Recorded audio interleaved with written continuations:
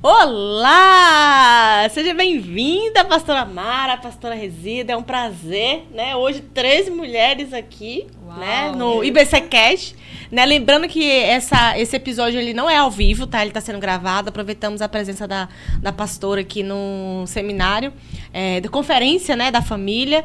E ela vai estar aqui hoje nesse bate-papo com a gente. Eu creio que vai ser abençoado. Em nome de Jesus. Amém. Eu sei que será um tempo muito precioso, onde o Senhor irá falar profundamente através da vida da pastora Mara. E assim, eu sou suspeita em dizer alguma coisa dessa mulher, né? Minha mãezinha, eterna mãezinha. Eu tenho outra pessoa que me acompanha agora, mas ela é sempre comigo. Volta e meia, eu tô lá passando uma mensagem para ela, um áudio, procurando. Então, assim, para mim é um motivo de muita alegria hoje estar com você aqui, compartilhar um pouquinho da sua história também. Eu conheço um pouco da sua história, mas às vezes a gente conhece algo e é bom que a gente divida também com alguém. Então, a gente gostaria, assim, de começar conversando aqui para que você expressasse um pouco da sua história, como você chegou à Boa Esperança, como foi tudo isso na sua vida e deixar para que você mesmo se apresente aí, apresente você e sua família. Amém, amém. Olá a todos. Quero dizer que é um grande prazer estar aqui com essas duas mulheres maravilhosas, lindas, poderosas em Jesus. Dizer que é uma honra, né, poder fazer parte aqui desse momento com vocês. E falar um pouquinho, né? Meu nome é Ilmara. Ilmara, tá? Nossa, revelação.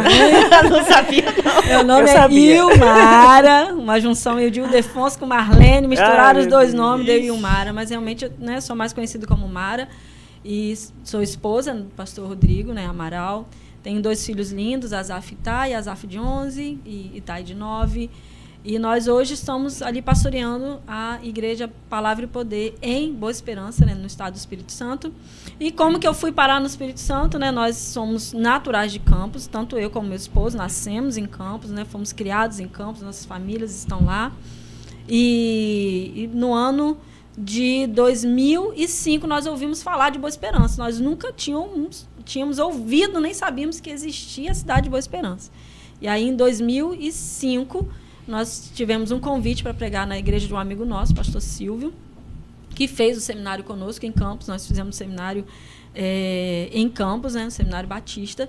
E lá esse pastor saiu de São Gabriel da Palha, que também é uma cidade do Espírito Santo, vizinha de Nova Venécia, e foi para fazer esse seminário lá. E lá nos conhecemos, fizemos uma grande amizade, né? Ele foi padrinho do nosso casamento, nós fomos padrinho do casamento dele, nós criamos uma ligação muito forte. E aí, quando ele terminou o seminário, ele voltou para o Espírito Santo. Primeiro ele pastoreou em Linhares e depois foi para Nova Venécia, pastorear a 2ª Igreja Batista de Nova Venécia. E lá, ele no primeiro aniversário, quando a igreja fez 1 ano, a igreja era novinha ainda, hoje é a Igreja Batista Ágape, né? Ele convidou o Rodrigo para fazer a série de conferências lá. E nós fomos, né? Com muito prazer, claro, atender o nosso amigo. E lá, a Igreja Batista de Boa Esperança, na época, estava sem pastor.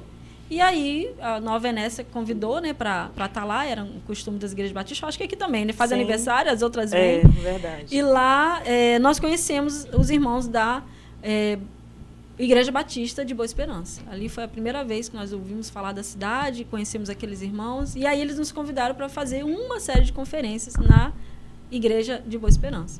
Isso foi em outubro, nós estávamos na igreja, até então, 2ª Igreja Batista, e em dezembro, nós fomos ao aniversário da Igreja de Boa Esperança e o Rodrigo foi fazer a série de conferências lá. E aí nós conhecemos a igreja. Aí conhecemos a cidade um pouquinho, e o Rodrigo fez a série de conferência, nós nos apaixonamos pelos irmãos, nós estávamos pastoreando em Campos, e aí começou aquele namoro ali. Né? Não era nunca a nossa intenção de ir para Boa Esperança, nós nunca havíamos imaginado sair do nosso estado, sair da nossa cidade, sair da nossa família, sair da nossa realidade que a gente estava vivendo ali. Foi um grande desafio para a gente. Quando eles convidaram a gente para pastorear a igreja, e até então, a gente nunca tinha imaginado uma possibilidade assim, né? E a gente estava muito bem onde nós estávamos, o objetivo era comprar um terreno, né, já, porque ficava perto de um cemitério a igreja, gente. A igreja ia se chamar Igreja da Ressurreição. Já tinha nome, já tinha onde o terreno que a gente queria comprar. O terreno ficava do lado das capelas, porque Campos tinha, em frente a esse cemitério, né, o cemitério do Caju, em Campos, cemitério enorme, até então, né, na época que a gente morava lá, era o maior cemitério do interior do estado. E aí a igreja vai ficar do ladinho das capelas, que é em frente ao cemitério. Então já estava tudo já projetado, tudo planejado, né? Onde a gente estava realmente era muito pequeno, já não cabia mais ninguém. A gente colocava bancos do lado de fora, né? Para o culto. E tava tudo indo muito bem. Na nossa cabeça estava maravilhoso, estava ótimo, enfim. Só que aí houve o convite. E aí a gente começou na batalha da oração. E Deus foi, né? Durante um ano, a gente foi orando.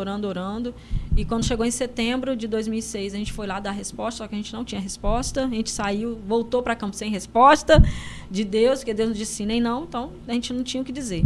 E aí, a partir daquele momento ali, a gente começou a fazer mais provas com Deus ainda. Aí, quando foi em outubro, Deus nos respondeu. Não, eu quero vocês lá. Nós vimos uma cidade com grande potencial, uma igreja com grande potencial, e que precisava ser trabalhada, e a gente, né, podia fazer alguma coisa em Deus lá. E aí nós aceitamos. Boa Esperança não é uma cidade grande, né? Não, uma das menores cidades do Espírito Santo, né? Hoje tem 15 mil habitantes, né? No centro mesmo ali, né? Na área urbana, deve ter umas 7 mil pessoas apenas, né? O restante está em... Mas ali vocês viram um grande potencial e fez toda a diferença, né? Exatamente. Quanto tempo vocês estão lá? 17 anos. Nós tomamos posse dia 2 de dezembro de 2006. Ali na cidade de Boa Esperança. E a gente entendeu que a gente não foi pastorear uma igreja, nós fomos pastorear uma cidade. Né? E não apenas a cidade, mas toda a região ali, a gente tem olhado assim como um campo, né? Um campo para ser trabalhado. E é isso que a gente tem feito. Então, estamos lá desde desse ano de 2006, de dezembro, né? Vamos completar agora 18 anos, agora em dezembro. Então, está sendo assim, uma experiência incrível para a gente, né? A gente cresceu muito nesse tempo, a igreja também cresceu bastante, é uma igreja, vamos dizer, relevante, uma igreja que tem realmente feito a diferença na cidade, e a gente fica muito, muito, muito feliz com isso, e sei que Deus, é só o começo, que Deus tem muito mais, né? Eu creio nisso, que Deus tem muito mais para a nossa cidade, muito mais para a cidade onde nós estamos. Hoje nós não estamos apenas em Boa Esperança, a gente está em Nova Venécia, está em Pinheiros, está em Conceição da Barra, está em distrito de São Mateus, então a gente está em várias cidades ali ao nosso redor, e também agora em julho vamos inaugurar um núcleo lá em Teotônio Vilela, nas Alagoas, em nome de Jesus, nosso primeiro núcleo nordestino.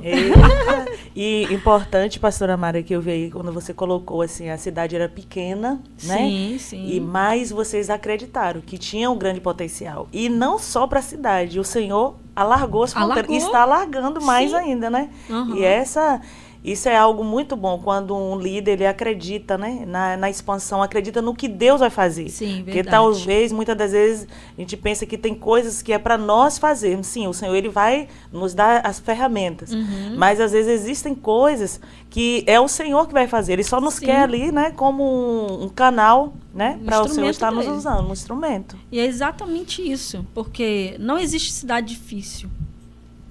Não existe igreja difícil. Sim. Porque o poder de Deus, a partir do momento que o poder de Deus ele começa a operar, não tem nada que vá contra o poder de Deus, gente. Nada. Deus ele é poderoso demais para a gente dizer assim, essa cidade é muito difícil. Não. Agora a gente teve uma conferência, numa imersão na semana passada, e o que a gente ouviu? Não tem cidade difícil. Tem igreja que não ora. Tem pastor que não ora. Agora, cidade difícil não. Porque aonde Deus chega, aonde o poder de Deus chega, aonde a luz chega, Satanás tem que sair. Então, a gente tem vivido essa realidade de Boa Esperança, a gente tem profetizado em nome de Jesus que Boa Esperança, já recebemos 2 profecias em relação a isso, que Boa Esperança vai ser a primeira cidade do Brasil totalmente convertida. Amém. E a gente tem tomado posse disso, em nome de Jesus. Né? A gente tem trabalhado isso, tem trabalhado na geração, na vida das crianças para isso, delas estarem crescendo com essa mentalidade, com essa cultura. De quê? De que a cidade de Boa Esperança vai ser totalmente do Senhor Jesus. E elas fazem parte dessa realidade. Então, uma coisa muito forte que tem vindo no meu coração é que Boa Esperança é a Belém. É a Belém do Espírito Santo. Porque foi em Belém que nasceu o maior avivamento de todos, que foi Jesus, né? Então, assim, a gente tem trabalhado para isso. E eu creio nisso em nome de Jesus. E eu tenho orado porque o Espírito Santo, nada contra a Bahia, tá, gente? Mas eu estou orando pelo estado onde eu estou. Não é o meu estado, né, natural, sou, né, do estado do Rio. mas eu tenho orado por isso, para que o Espírito Santo seja o estado mais cheio do Espírito Santo. Né? Afinal de contas, é o único estado que tem o nome de Deus, né? O nosso estado, o estado do Espírito Santo. Nossa capital é Vitória. Tá vendo? E a cidade onde nós estamos é Boa Esperança. Então, para a gente, é uma missão, né? Tá ali, é uma missão estar levando o evangelho. E a gente quer que expanda. Né? Porque aonde a nossa planta do pé pisar é do Senhor. Mara, eu queria te perguntar, queria que você desse um conselho também em relação hoje, que a gente vê muitas igrejas, muitas pessoas às vezes querendo servir, mas não sabe por onde começar. Hoje, Mara é um nome muito conhecido, não só na nossa cidade, mas em muitos lugares. Você tem, o Senhor tem te levado para muitos lugares para pregar, em conferência, e você também tem corrido atrás para buscar e aprender. Mas a Mara, ela não nasceu grande. Né? Não, ela foi claro construindo, né? Em degrau para hoje Mara ser quem Mara é. E às vezes a gente vê essa dificuldade da igreja que a pessoa não sabe por onde começar. E vê hoje líderes tendo funções, às vezes em cima, né, do altar, pregando ou liderando alguma coisa. E quando chega, acha que tem que começar do alto. E a gente sabe que a nossa vida ela precisa ter uma caminhada, claro. né? Nada nasce grande, Isso. Né? E eu queria que você falasse sobre isso, né? Sobre qual o conselho que você dá. Eu cheguei hoje na igreja, eu quero ajudar. Por onde que eu começo? Sim. Então, lá na nossa realidade da Igreja de Boa Esperança hoje, qual é? Quando a pessoa chega, claro que isso vai mudar de igreja para igreja, tá, gente? Eu tô falando da nossa realidade lá. Quando a pessoa chega na igreja, seja no culto de celebração, seja na célula, e ela toma uma decisão lá de Jesus, ela está ali, ela começa a frequentar os nossos cultos, começa a frequentar as nossas células, mesmo que essa pessoa não seja batizada, ela pode servir, por exemplo, na atmosfera, que é aquele ministério que está ali na porta da igreja, recebendo todo mundo. Então, a gente tem trabalhado essa mentalidade na igreja, dizendo que a igreja é como se fosse uma... Vamos colocar aqui o exemplo de uma piscina, né? Tem o lugar mais raso e o lugar mais fundo. Então, a pessoa que vai chegar, que ainda está começando a sua caminhada com Jesus, né? Ainda está começando aquele processo, então ela vai poder servir nessas áreas onde não vai exigir tanta profundidade ainda, porque ela ainda não tem. Então, ela vai começar a servir. Então, de cara, ela já vai começar servindo. Ela querendo, ela já vai começar servindo ali. E aquele que, né, já está passando por um processo, já passou pelos nossos cursos, né, que a gente tem alguns cursos que a gente, né, exige para que a pessoa participe, para que depois ela vá servir em outros ministérios, como o Ministério Louvor, que está lá no altar, como o Ministério de Ensino, que, né, vai estar à frente de uma classe, ou até mesmo um líder de célula. Então, aí sim, à medida que ela for crescendo, for amadurecendo, aí ela vai poder servir nesses ministérios que vão exigir mais um pouco. No meu caso, eu já nasci, né, num lar evangélico, né? Minha mãe sempre foi, meus avós eram. Então, eu já nasci num lar evangélico. Então, desde que eu me entendo por gente, eu já estou dentro de alguma coisa. Fez tudo, já fui líder de um bocado de coisa. Na época, né, para quem cresceu em igreja batista sabe como é que é, mas é líder de mensageiro do rei, líder de adolescente, líder de jovens. Então, assim, sempre participando do Ministério Louvor. Então, sempre foi uma vida muito ligada a servir a igreja de Jesus, a servir o reino. Então, vamos crescendo, né, dentro desse ambiente. Mas para quem chega hoje, pelo menos na nossa realidade de Boa Esperança, a gente tem trabalhado isso. Porque quanto mais a pessoa que está entrando se envolve, melhor. Ela desenvolve, né? Exato. Ela vai, sabe, crescendo ali na comunhão também. Como que a comunhão é importante, como o fato dela estar servindo em alguma coisa vai abençoar a vida dela, né? Porque ela abençoa pessoas, mas ela vai ser a mais abençoada. Porque quando a gente serve, mais abençoados somos nós. Não é quem está sendo servido. Somos nós que estamos servindo que somos mais abençoados. É uma honra servir. É um privilégio servir a Deus e ao reino de Deus. Então, a gente só tem a colher coisas boas. Não tem como. A gente escuta falando assim, eu estou aguardando o meu chamado. Amado, seu chamado é servir. Exato. Jesus chamou você para servir. Amém. É isso que as pessoas precisam entender. Não importa. Você vai lavar um banheiro, você está servindo. Você vai tirar um lixo do chão, às vezes que está ali, está servindo. Né? Você vai estar na atmosfera, está servindo, está vigiando um carro, você está servindo.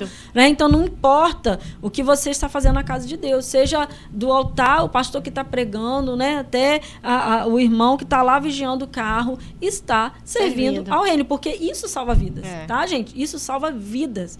Né? Então, quando você chega no ambiente da igreja, quando você vê toda uma estrutura funcionando, seja, né, desde a atmosfera, estacionamento, culto infantil, a intercessão, os diáconos que estão atentos, é o louvor, é o pessoal que você não vê lá da multimídia, né, do som, que, né, que fica atrás dos bastidores, né, é o pessoal do backstage que está ali servindo no altar.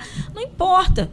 Aonde está servindo o reino, porque tudo ali é para quê? Primeiro, para adorar a Deus. Acima de tudo, é a adoração a Deus, porque Deus é o nosso foco, é o principal ali. E depois é servir as pessoas. Porque a gente aprendeu uma frase muito legal também, que é a excelência, ela honra a Deus, ela glorifica a Deus e abençoa as pessoas. Sim, então, em primeiro lugar, a gente faz tudo o mais perfeito possível, dentro, né, das nossas limitações, mas faz o mais perfeito possível para quê? Exatamente para que Deus seja glorificado e também para abençoar a vida das pessoas. Então, isso é muito, muito importante, né, quanto ao reino de Deus. Então, servir é um chamado. Aonde você vai servir é aonde Deus abrir as portas para você servir. Claro que você tem um dom, né, você tem um talento, tem coisas que a gente tem mais facilidade de fazer. Né?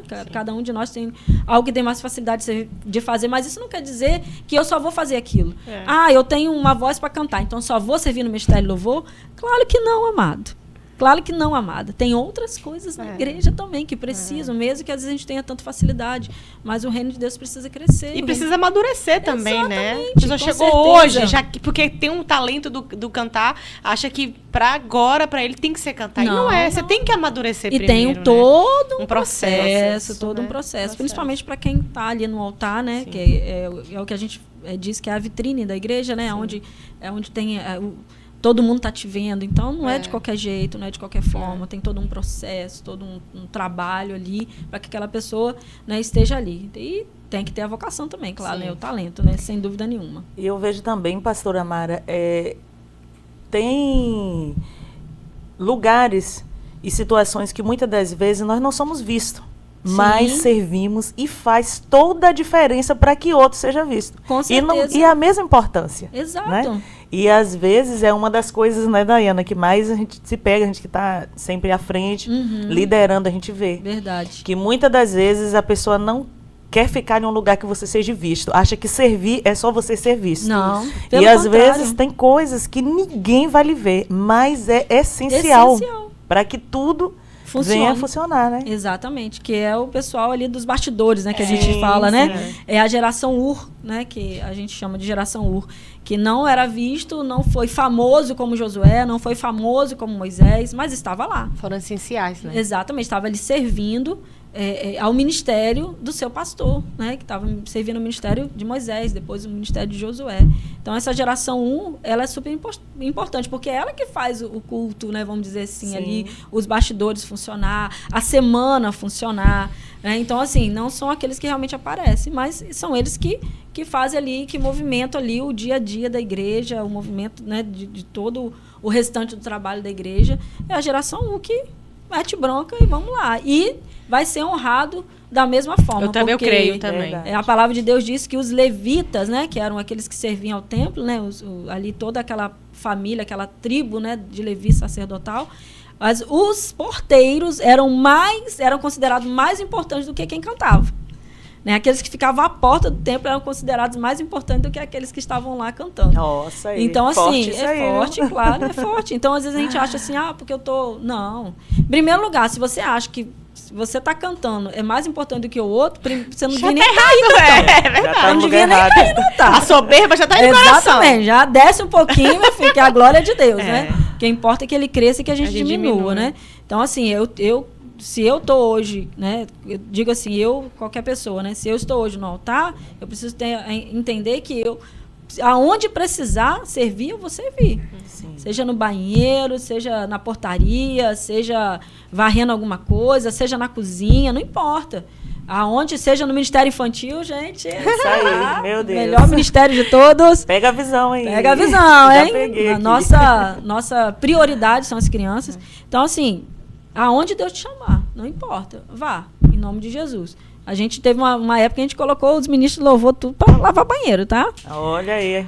A trabalhar aí que, não é assim não. E eles foram de boa, tranquilo. Tô aqui olhando pros meus ministros aqui, ó. Foi tudo lavar banheiro, ó. Ô, Maria, lavar banheiro. Eu tive uma experiência a respeito disso, né? Eu já até falei aqui no meu testemunho, né? sobre algumas coisas de casa que eu já não posso fazer devido às sequelas que ficou, né? E eu entrei esses dias no banheiro, e a gente tem um banheiro que a gente usa e tem um banheiro também coletivo, né? Que todo mundo que eu uso, qualquer um também. E aí o Senhor falou muito ao meu coração. Às vezes a gente entra, sabe que às vezes não deixa a torneira aberta, escorre uma água, alguma coisa assim, né? E acaba que um papel deixa fora do lugar. E aí, às vezes, o normal da gente assim, poxa, teve aqui antes, por que não deixou, né, organizadinho? E o Senhor ministrou meu coração dentro do banheiro. Aí, às vezes, por conta das limitações, a gente pode chegar até dizer assim, eu não posso fazer para ficar melhor. Sim. E quando eu fui saindo, eu fui no banheiro, saí. Quando eu saí, o Senhor falou no meu coração. Talvez você não pode fazer algumas coisas assim, mais pesadas, mas você pode deixar melhor do que o que você encontrou. Meu Deus, e depois, forte, depois disso, que o Senhor ministrou meu coração, eu vim falar já tem um tempinho. Eu vim falar essa semana que eu ministrei aqui na igreja, eu falei, compartilhei, né, com os irmãos. Eu falei assim, é algo que o Senhor falou comigo. Não quer dizer que, pode ser que não falou com outra pessoa, mas Ele disse comigo. Então, assim, eu não podia ali pegar uma vassoura, jogar sabão em pó, lavar. Pegar no pesado. No pesado. Mas o que é que eu faço? Eu chego, às vezes, a pia tá molhada, eu pego um papel toalha, eu vou lá, seco, jogo no lugar. Às vezes a lixeira está com muito lixo, né? Muito papel, o pessoal enxuga as mãos. Eu tiro dali o saquinho, amarro, guardo e coloco outro. Então, eu coloquei isso no meu coração. Amém, glória a Deus. Dentro das minhas possibilidades, assim, eu deixar sempre melhor. E todas as vezes que eu entro, eu dou uma olhada. Eu vou, agora mesmo eu fui ali, fui lavar e estava faltando alguma coisa na pia lá, eu cheguei, abri o armário, coloquei. Amém. Então, assim, isso foi algo que todas as vezes que eu entro, o Senhor fala isso no meu coração. Amém, glória a Deus. E eu creio que servir, nós estamos aqui para isso. Exatamente. Temos, né, o maior exemplo, Jesus. Exatamente, né? o maior servo de todos, né? Então, quem não serve para servir, não serve para viver. E a gente precisa lembrar que a gente precisa ser visto pelo Senhor. O nosso maior que a gente quer fazer para mostrar para o outro que eu estou fazendo. Mas o Senhor está vendo. Tá vendo. Não importa. Ninguém viu aqui, mas o Senhor, além de Ele ter visto, Ele conhece a intenção do meu coração. Claro. Né? Que é isso que vale. Que vale. Vale né? a Que pena, Jesus né? falou isso quando Ele lavou os pés dos discípulos, né? Vocês viram o que eu fiz agora?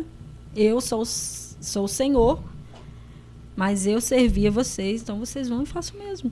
Então, nós estamos aqui para servir o próximo, né? Nosso objetivo, né? Uma coisa que eu sempre gosto de repetir é, se fosse pra gente ser salvo e ficar vivendo a nossa vida, né? Só por viver, a gente já seria salvo e já iria pro céu, né? Não, mas a gente fica aqui para quê nessa terra? Para que a gente possa servir ao outro, falar de Jesus, né? Com as nossas atitudes, com as nossas palavras, né?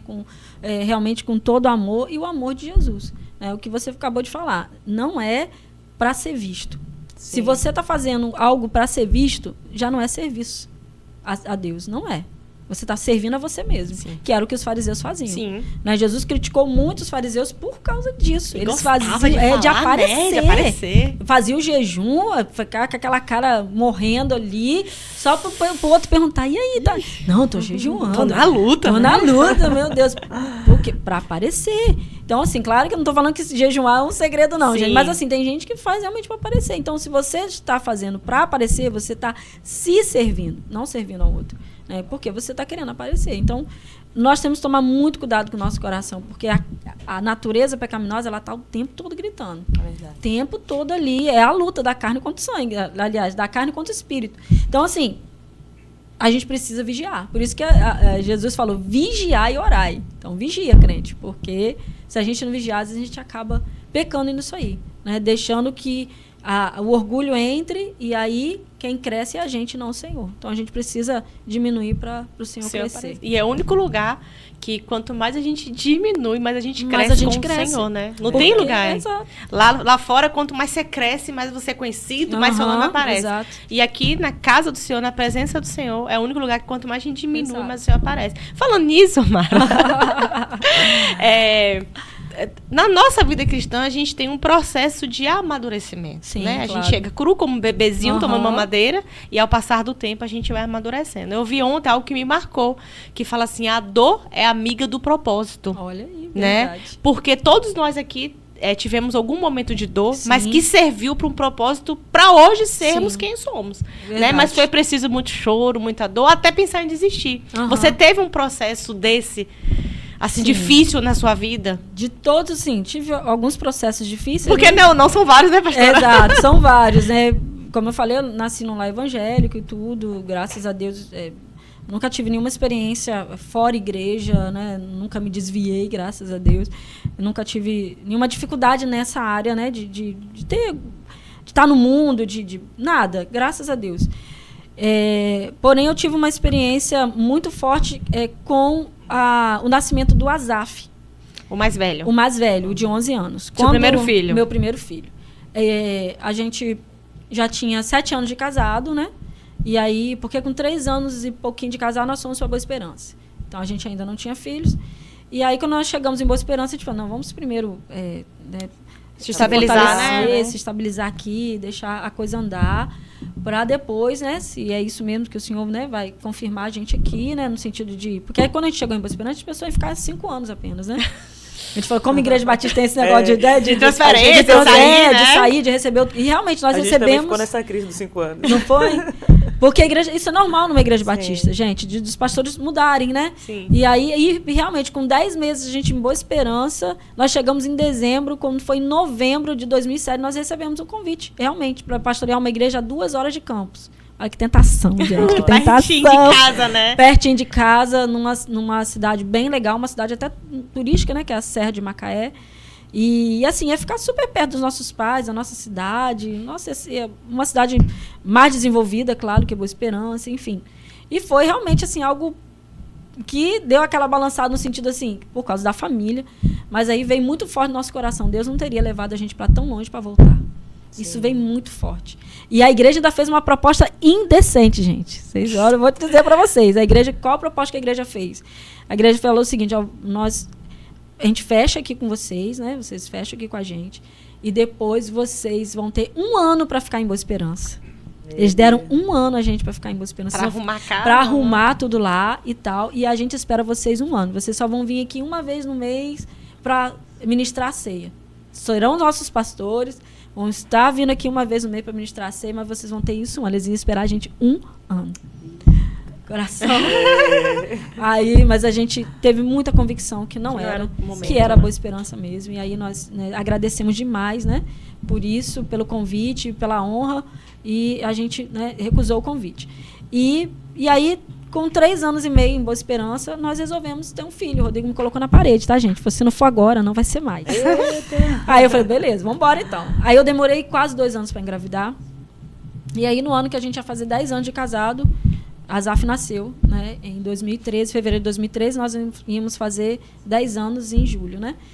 E aí, a gravidez tranquila, maravilhosa, a gravidez, graças a Deus, não tive enjoo, não tive nada, só um pouquinho de azia no final, fui até o fim, né, fazendo tudo que eu tinha que fazer, foi bem tranquilo, foi cesárea. Só que com 10 dias de nascido, a Azaf engasgou. Ele mamava peito e mamadeira, né, unã. E aí rotou direitinho, tava tudo certinho, coloquei no bercinho do lado da nossa cama. Aí eu lembro que o Rodrigo tava deitado na cama, tranquilo, calmo, só ali conversando um pouquinho. Daqui a pouco ele fez um barulho, o Rodrigo levantou depressa, pegou ele tava já ficando meio que roxinho ali, engasgado. Aí o Rodrigo foi, né, sugou aquele leite, jogou para fora, e aí eu fiquei apavorada. Eu falei assim, meu Deus. E aí eu lembro da frase que eu falei, eu nunca mais vou dormir na minha vida. No outro dia eu já não era mais a mesma pessoa, uma depressão pós-parto. Nossa. Uma palavra, apenas uma frase apenas. O gatilho foi o engasgo. O gatilho foi o engasgo do Azaf, né? O meu temperamento é um temperamento S, né? Que é o mais fleumático e melancólico. Então, assim, aquilo ali me trouxe uma insegurança muito grande. E aí, no outro dia eu já não era a mesma pessoa mais. E eu já comecei a ele ficar muito, sabe, diferente. E aí, na depressão pós-parto, eu lembro que aí veio uma crise de ansiedade junto. E foram 3 meses de luta. De muita luta mesmo. Porque aquele oco, né? Quem já teve depressão sabe como é que é. E aquele oco no interior parecia aquele vazio e eu não conseguia sentir nada. Eu mal conseguia chorar. E você tinha aversão à criança ou você gostava de ficar ali com a criança? Eu pegava, mas não com aquele amor. Entendi. E aí eu me culpava por isso também, né? Por não ter... Não era uma aversão, porque tem depressões que chegam a esse ponto de ter uma aversão de não querer ficar perto da criança. Né? Ainda não tinha isso. Mas não era porque eu não tinha aquele amor, porque eu não estava sentindo absolutamente nada, nem por ele, nem por ninguém. Ficou aquele oco dentro, aquele vazio dentro do meu peito, aquela angústia... e aquela ansiedade que eu não tinha lugar para ficar. Eu estava sentada, não estava bom, estava deitada. Eu via as noites passarem em claro.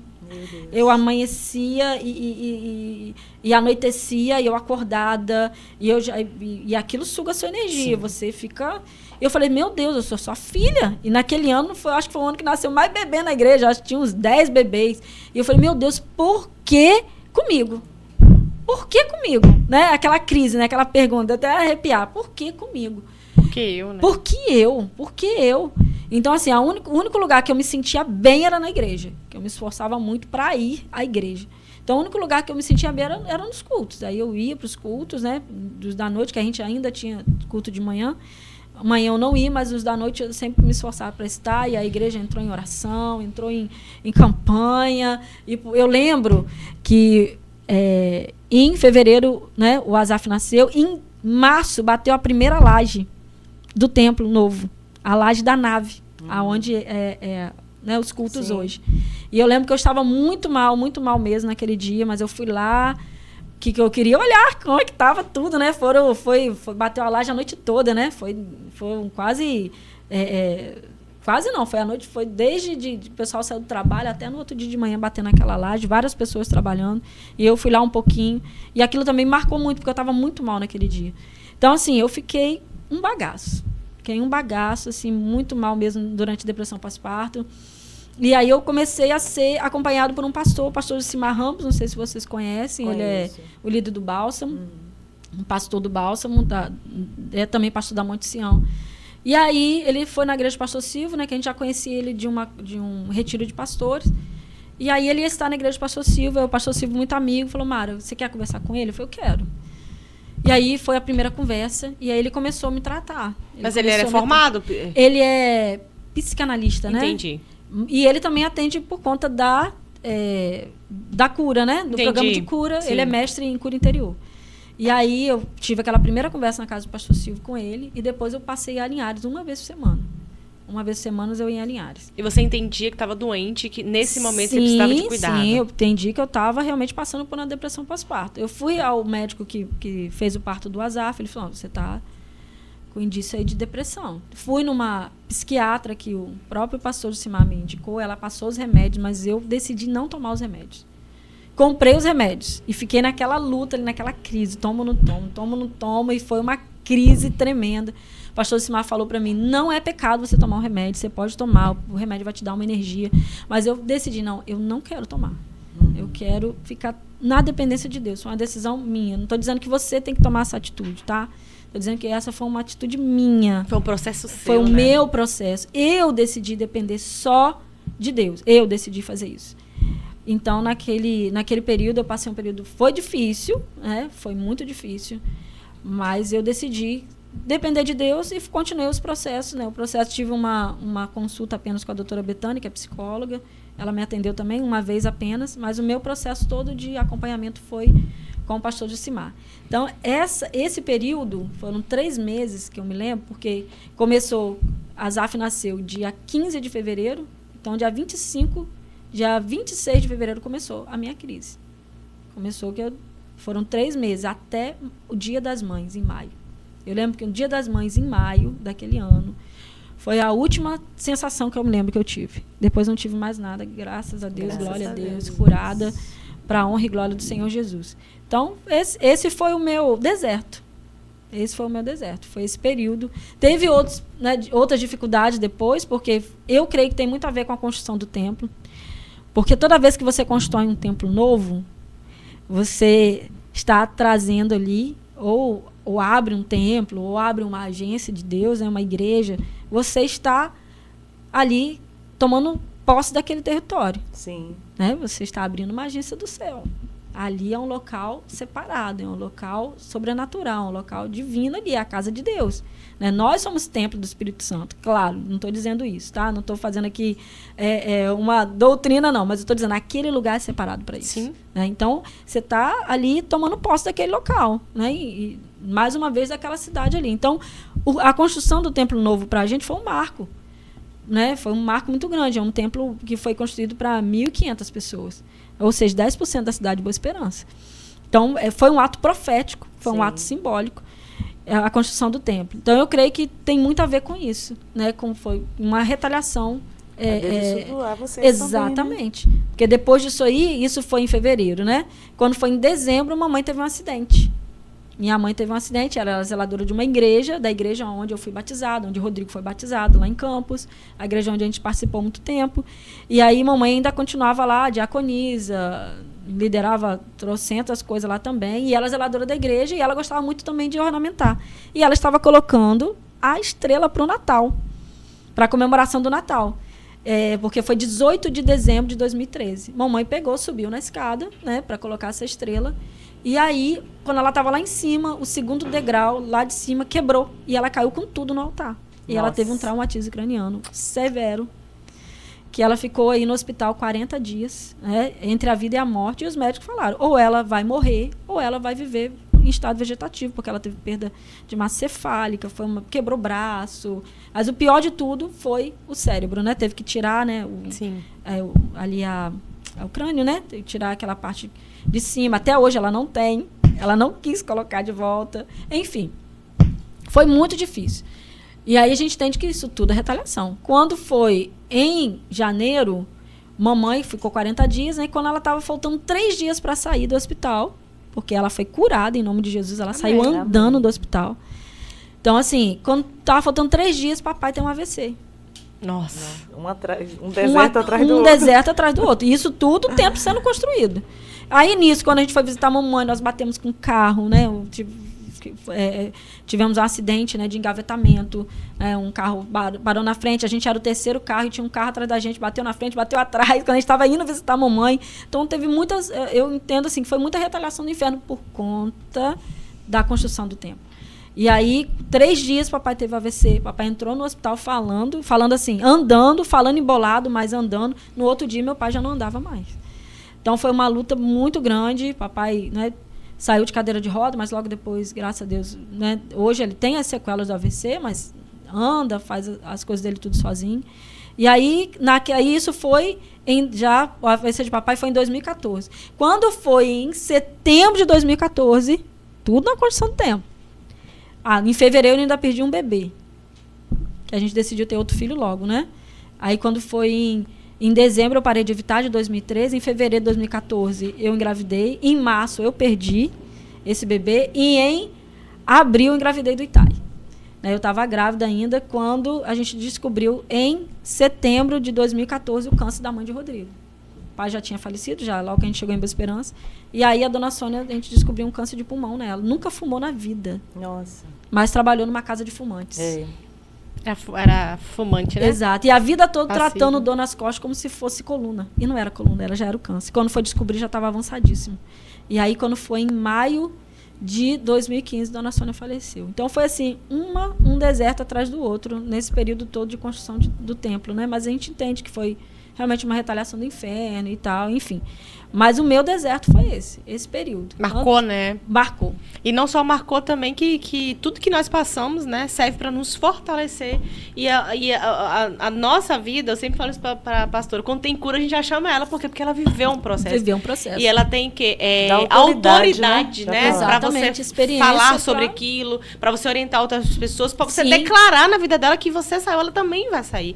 O você que está aí, né, não importa o deserto que você esteja passando, quando a gente tem um Senhor conosco, nós vamos sair. Vamos sair, né? E vamos curar outros. Curar outras pessoas. Né? Nada em vão, né? Nada em vão. Porque depois que eu passei por esse processo, a gente entendeu, né, por que eu tinha passado por esse processo. A gente começou a adotar o programa de cura do Bálsamo, né, o programa de cura interior.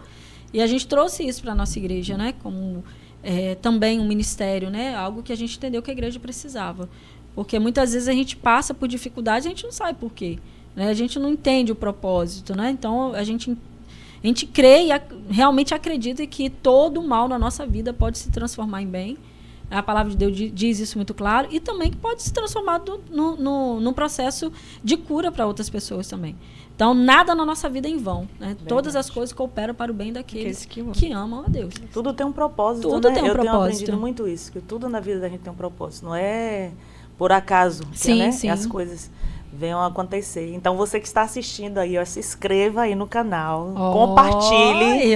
Compartilhe aí, eu não vou dizer para uma não, para 10, 20, 30, 100 milhares de pessoas, porque eu tenho certeza, como tem sido edificante aqui para nós, também vai estar sendo para você e vai ser para quem você compartilhar. Aquilo que é bom, né? A gente tem que compartilhar. A gente precisa compartilhar. Verdade. Falando, pastora Mara, você até falou no início aí que a igreja tem investido na geração, na nova geração.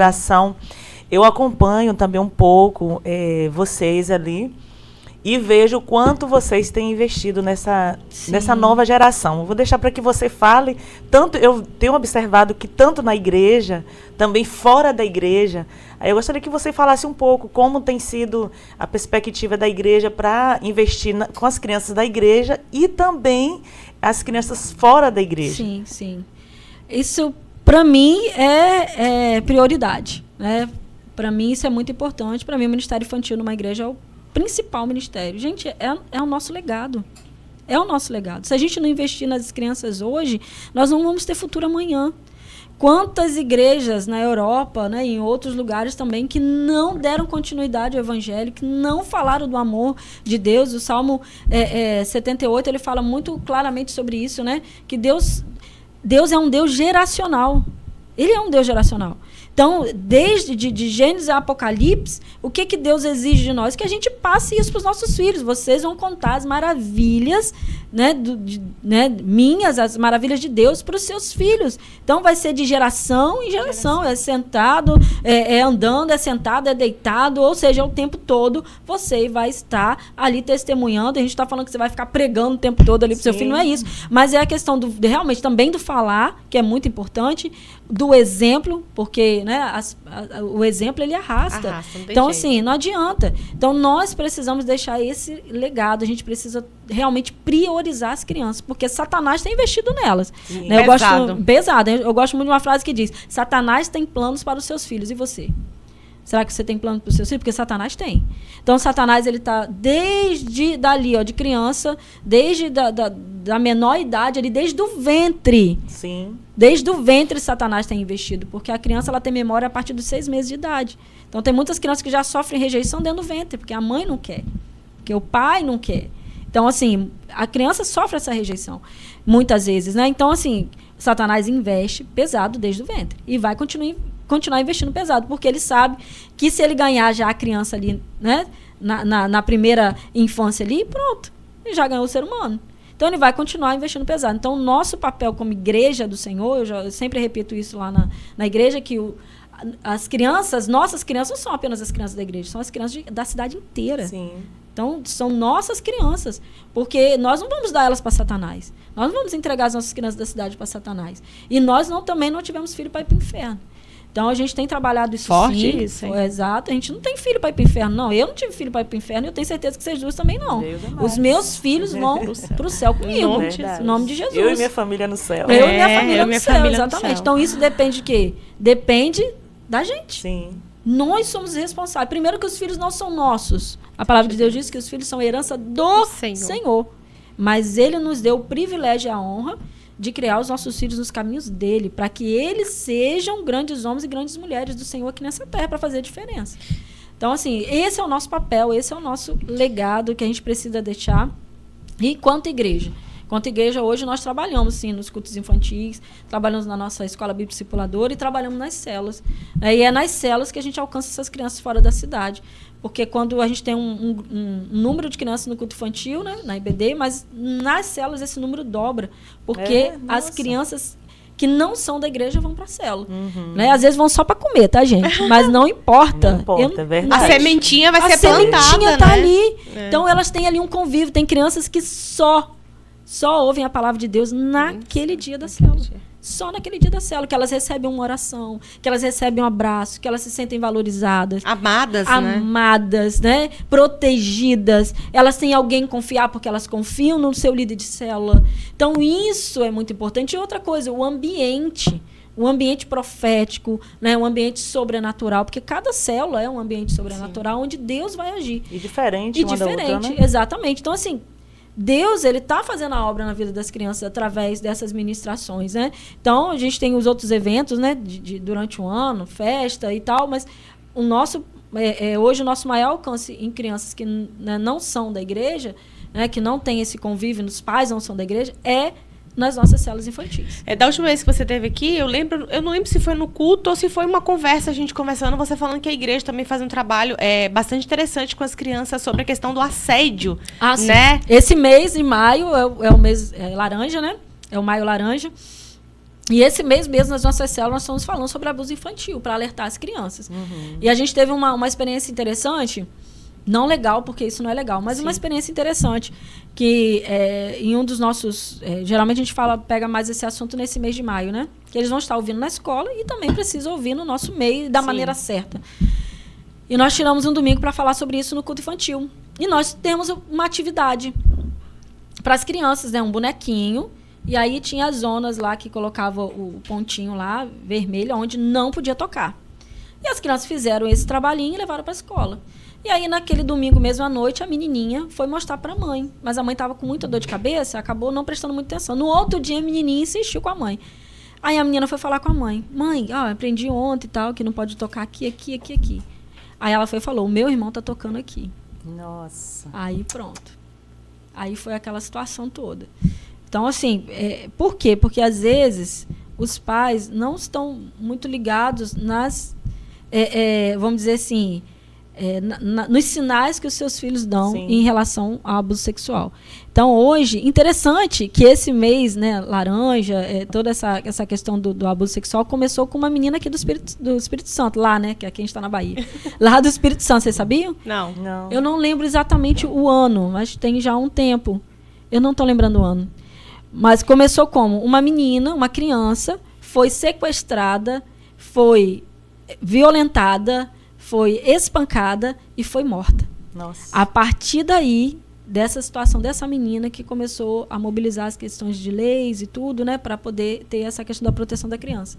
Mas é algo muito comum o abuso sexual infantil, né? Então, e acontece com quem? Com as pessoas mais próximas das crianças. Então, pais, prestem atenção nos sinais que os seus filhos dão. A criança não está dormindo bem, presta atenção. A criança está irritada, presta atenção. A criança está rebelde, presta atenção. Presta atenção nos sinais. A criança está triste demais, preste atenção nos sinais. Querendo ficar só sozinha no quarto, isolando, né? Preste atenção. Outra coisa, não deixa os seus filhos na casa de qualquer pessoa. Assim, você não confia. Exato, não deixa... E assim, e principalmente você, pai, homem. A gente ouviu de um testemunho de um pedófilo. Ele dizendo, como é que você escolhe as suas vítimas? O que o pedófilo disse? Pelo pai. Nossa. Pelo pai da criança. Imagina quando a criança não tem pai. Sim. Entende? Porque ele sabe que o pai vai fazer alguma coisa. Sim, ele sabe que o pai vai procurar de alguma forma fazer justiça ali, proteger a sua... Então, ele escolhe pelo pai. Então, toma muito cuidado com seus filhos. Converse com eles sobre isso abertamente. Né? Sobre a questão, não deixa mexer aqui, não mexa ninguém. Então, assim, é muito, muito séria essa questão. Não é uma frase que eu gosto muito, né? Que criança não é brinquedo. Criança não é... Tem muita gente tendo filho hoje para mostrar em rede social.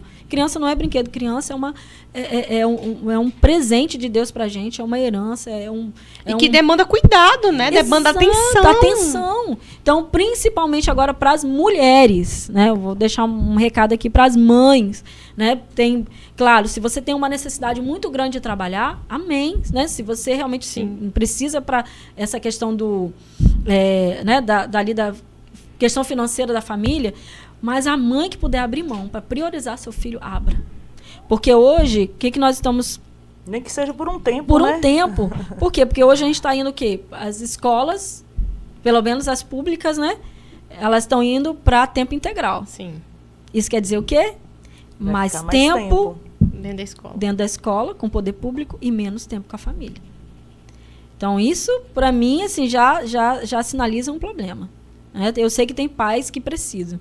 Só que, no tempo que você tiver, priorize seus filhos. Priorize, senta, conversa, ouça. Deixa a rede social de lado, deixa esse celular de lado, em nome de Jesus. Deixa isso de lado. Porque a gente está vendo o quê? Muitos pais que estão priorizando rede social e deixando a criança de lado. Né? Não ouve o seu filho, principalmente os pais cristãos, principalmente o pai, a figura paterna. Né? Tira um tempo com seu filho, discipule o seu filho. A gente tem trabalhado isso também na igreja. Quem vai discipular o filho? Os pais. Os pais. Aí fica arrumando discipulador, é Tem você, pai, que tem que querido. discipular. Né? Você, a mãe discipula a menina, né? E o pai discipula o menino. Porém, o pai é o pai que chama a identidade da criança. Sim. É o pai que chama o destino da criança. E é o pai que dá limite para a criança. Não é a mãe. A mãe vai auxiliar nisso. Mas quem chama é o pai. Não tem jeito. Deus deu essa função para o homem. Então, a gente, como família, né, pais, né, ali, a mãe, o pai, precisa entrar num acordo para que essa criança possa crescer de maneira saudável e para que ela possa, ali, já em criança, gerar fruto. Porque a criança não é a igreja de amanhã, a criança é a igreja do hoje. Sim. A criança é a igreja hoje, ela faz parte do corpo de Cristo, ela faz parte da igreja. Né? Então, a gente entende essa importância da vida da criança. E a criança, ela precisa ter experiências boas na casa de Deus.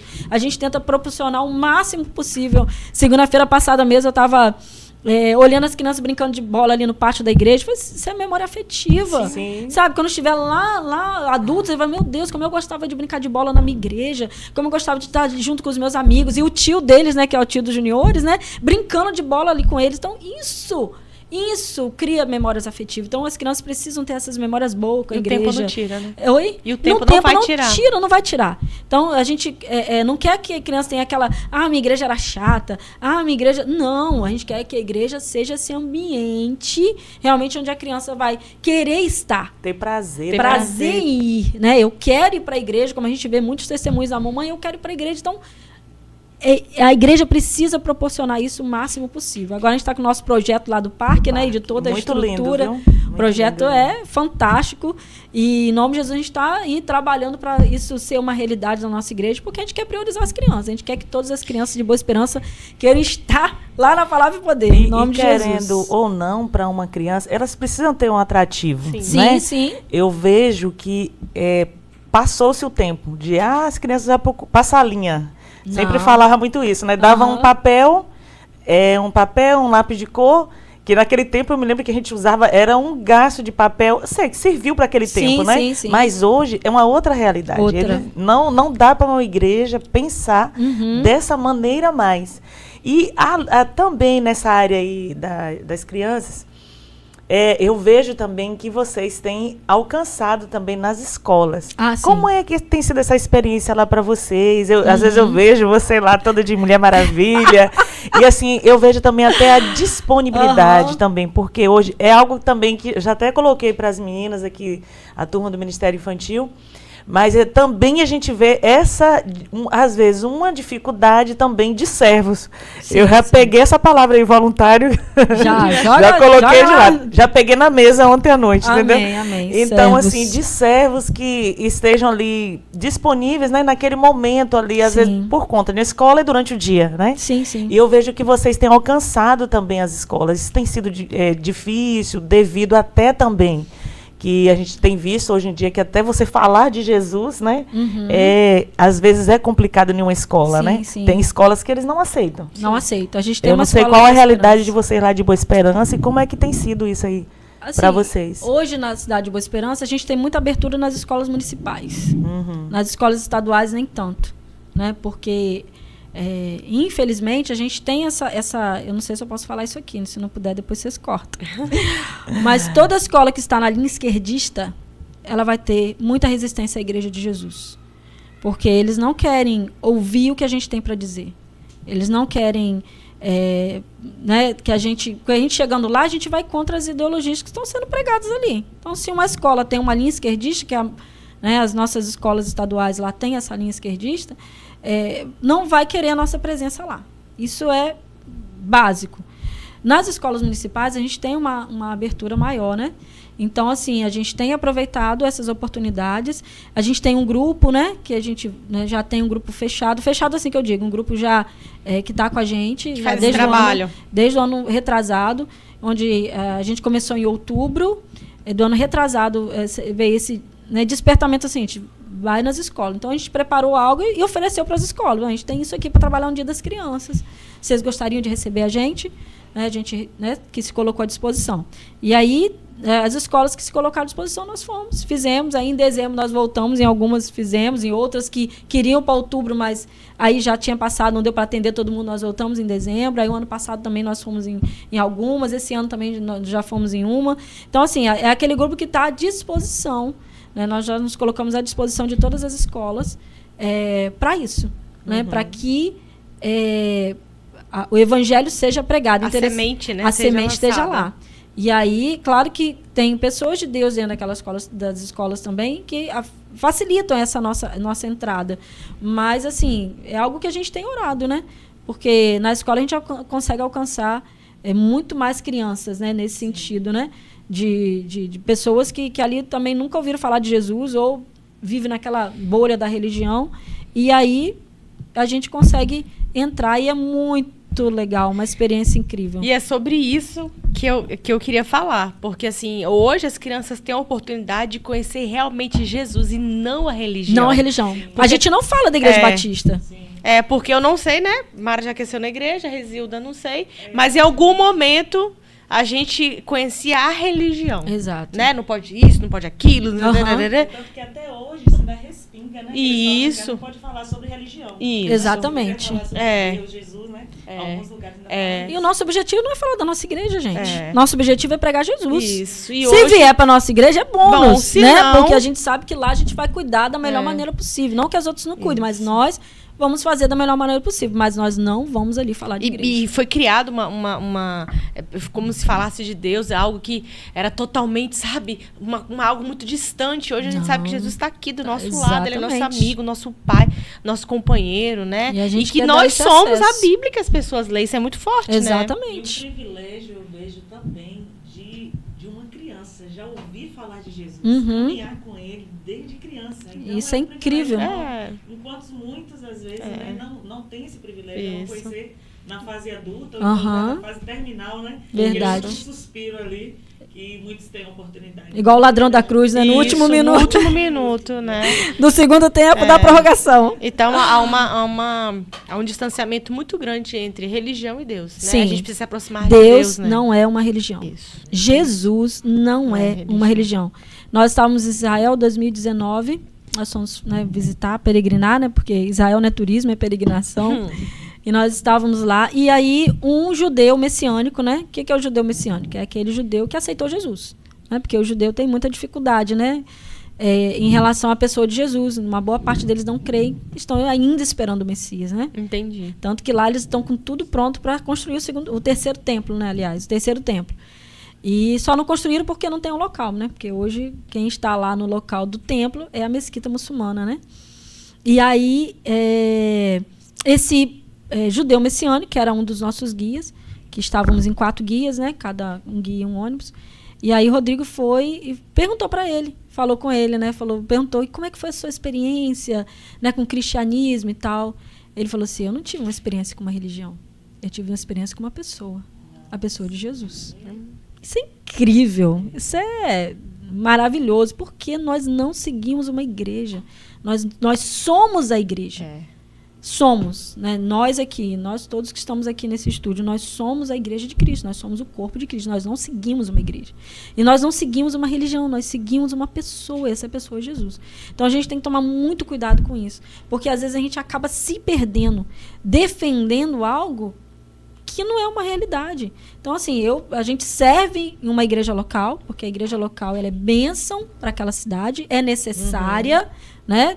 Mas todos nós aqui fazemos parte de uma única igreja, que é o corpo de Jesus. E quanto mais a gente segue Cristo, a gente se parece com Ele. Exatamente. Né? Cada dia que você convive mais um pouquinho com Jesus, mais você se parece com Ele. E esse é o objetivo de Jesus, né? Uma família de muitos filhos semelhantes a Jesus. É o nosso irmão mais velho.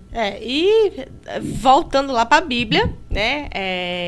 não sei se vocês são assim, mas tem dias, momentos, anos que a gente está se espelhando em alguma mulher da Bíblia. E hoje, pastora Mara, se você fosse perguntar assim, Mara, hoje, o contexto que você se encontra hoje, nessa fase, né? Tem alguma mulher hoje que você fala assim, hoje eu tô parecida com fulano de tal? Eu acho que hoje eu me vejo muito como a Débora. A Débora. A Débora, né? Que foi a juíza, a única juíza de Israel, né? A única mulher do grupo ali de juízes que, né, a Bíblia cita. E eu me vejo como ela por quê? Porque eu tô naquela fase da vida né, de aconselhamento, né, de sentar com as pessoas, né, de poder trazer mais... De né, mesa, né? De mesa ali, de experiência, né, de poder ajudar nessa parte. Também estamos à conquista de uma cidade, né? Débora ali foi primordial ali na conquista ali daquele tempo ali junto com Baraque. Então, eu me vejo também assim, né, nessa posição da conquista da nossa cidade, não só da nossa, mas como de todo o estado do Espírito Santo e também de todo o Brasil.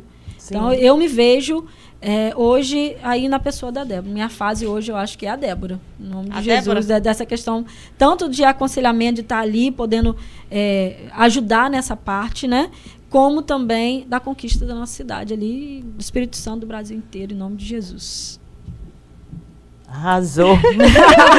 Eu não tenho mais nada para perguntar. Assim, nossa, foi maravilhoso, muito bom, muito bom. Eu queria pedir uma dica para ela, antes de ela deixar uma chave aí pro final. Mara, eu queria que você indicasse um livro para uma mulher hoje, um livro que foi uma virada de chave na sua vida, né? Algo que te despertou para talvez buscar mais de Deus, crescer espiritualmente, amadurecer. Algum livro que você leu e falou assim, nossa, esse livro, quanto mais pessoas puderem ler, mais maduras, ou crescer em Cristo mesmo, conhecer Cristo verdadeiramente. São tantos livros, né, que a gente às vezes acaba né, tendo experiências. Mas assim, já que a gente está falando um pouquinho aqui sobre religiosidade, né, que a gente falou aqui de quebrar esse laço ou sair dessa bolha, né, porque muitas vezes a gente acaba se perdendo nisso. Sim. Eu sugiro aí o Metanoia do Bispo J.B. Carvalho. Vocês já leram? Isso que é muito... Eu não li ainda não. Leiam, porque vai falar muito sobre isso, sobre a questão de você sair dessa bolha da religiosidade. Meu esposo que está lendo ele. Então. Ele é excelente, muito, né? A gente... eu já li, né? Eu e o Rodrigo já lemos, e hoje nós temos um curso na igreja sobre isso, né? Sobre exatamente em cima desse livro, porque muitas vezes o que acontece? Às vezes as pessoas, infelizmente, por não conhecerem, acabam ainda vivendo uma religiosidade. Então a gente tem que sair dessa bolha, porque senão a gente impede muitas vezes o agir de Deus na vida das pessoas, porque está defendendo uma religião e a gente não está aqui para isso, né? O nosso papel não é esse. Interessante que a gente tem ouvido alguns relatos, né, de que, por exemplo, lá no Oriente Médio, né, todos aqueles países muçulmanos ali, as pessoas têm tido muitas experiências com Jesus ali. Muita experiência com Jesus. E não é com uma religião, é com a pessoa de Jesus. Então, a gente precisa sair, porque aqui no Brasil a gente tem muitos privilégios. Sim. Nós temos muita liberdade.